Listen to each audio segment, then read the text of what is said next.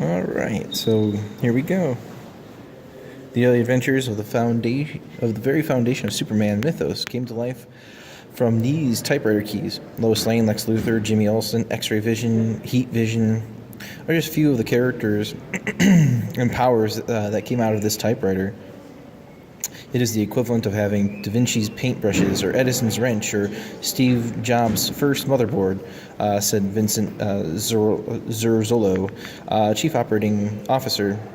Jerry Siegel used this portable typewriter during numerous trips between his Cleveland home, and DC publishers in New York City.